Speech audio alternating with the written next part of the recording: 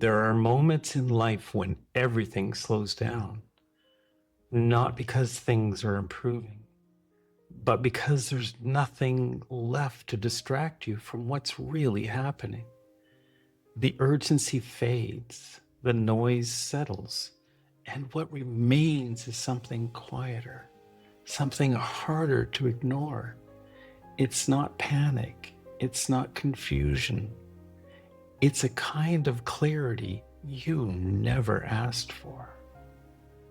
This is Reframing Life, stories of love, loss, and what it means to be human.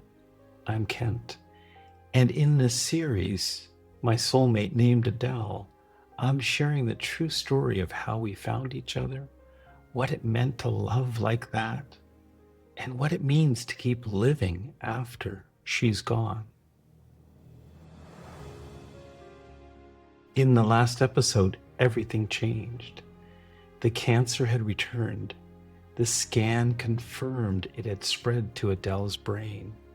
And within hours, we were on our way to the hospital after a seizure that neither of us saw coming. What we didn't yet understand was that hospital wouldn't just be where Adel received treatment. It would become the place we quietly came to understand what was ahead of us.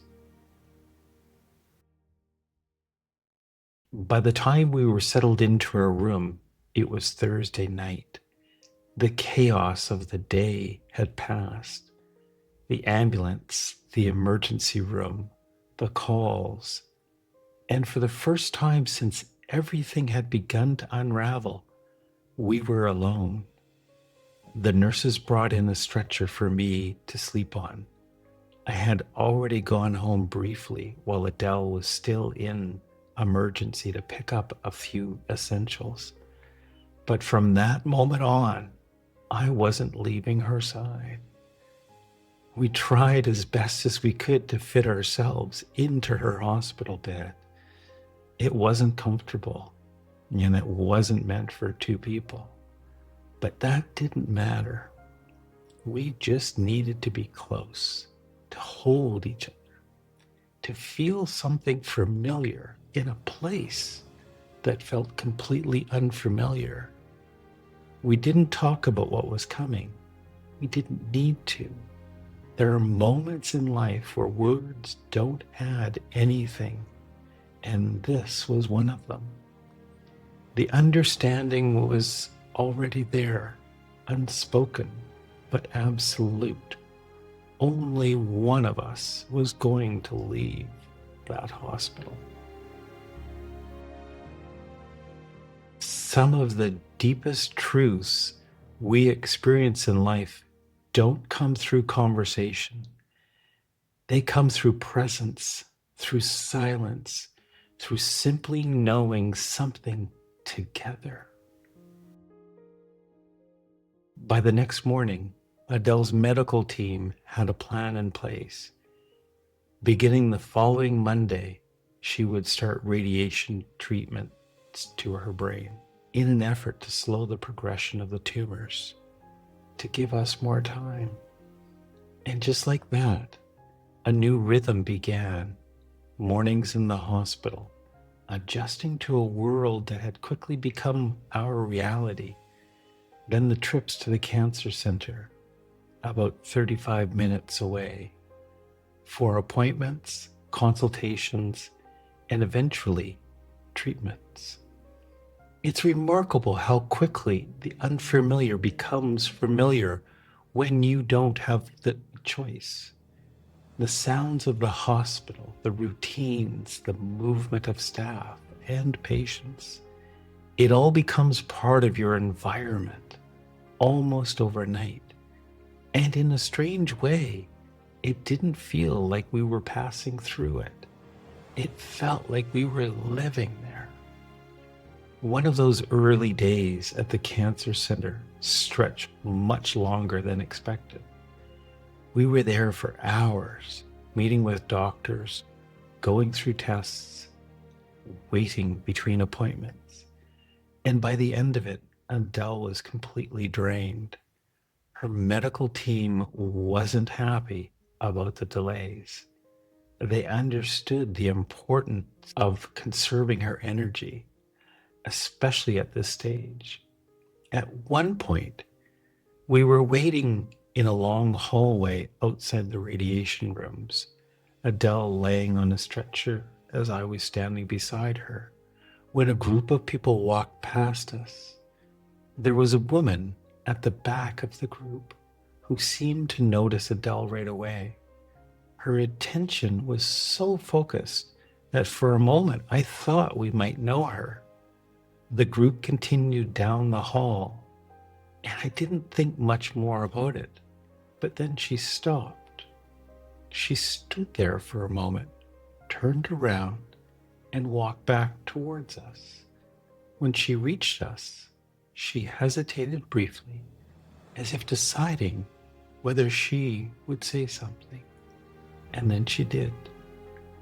She looked at Adele and said, "I'm sorry to bother you, but I just have to tell you, your eyes are so beautiful. And your presence is so strong. I wish you well." Adele reached out, took her hand, and thanked her. We talked about that moment later. The way that woman moved, almost as if she was drawn back to say something she couldn't ignore. It didn't surprise me. Adele's presence had always been strong.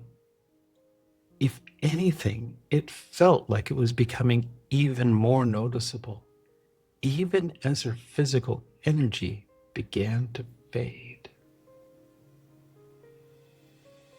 As the days passed, something began to change between us. Not in a way that we talked about directly, not in a moment that you could point to and say, "That's when it happened," but in a quiet, steady realization that grew stronger with each passing day. We knew, even without saying it, even without fully acknowledging it to anyone else, we knew where this was going. Adele's energy was changing. She was still very much herself, her spirit, her presence, but it was beginning to turn inward. There was a kind of preparation happening, something deeper than anything we'd experienced before. And for me, it meant letting go of something I had relied on for most of my life. The belief I could fix things, that if I stayed positive enough, planned carefully enough, supported her in the right way, we could find a path through it. This wasn't that kind of situation. This was about being there without trying to change what was coming. We spend so much of our lives believing we have control over how things unfold, that if we make the right choices, take the right actions, think the right thoughts, we can influence the outcome. But moments like this strip that belief away. And what's left is something much simpler: being present, holding someone's hand, sitting beside them, even when there's nothing you can do to change what's happening. And realizing that sometimes love isn't about fixing anything at all. It's about staying while it unfolds. As we moved through those days, there were moments when Adele seemed stronger again, more present, more like herself. And then moments where she withdrew further inward. At the time, we didn't fully understand what we were seeing, but we were approaching something that many people don't recognize until it happens. A final rally, a brief return of energy before everything changes again. And that's where we'll go next.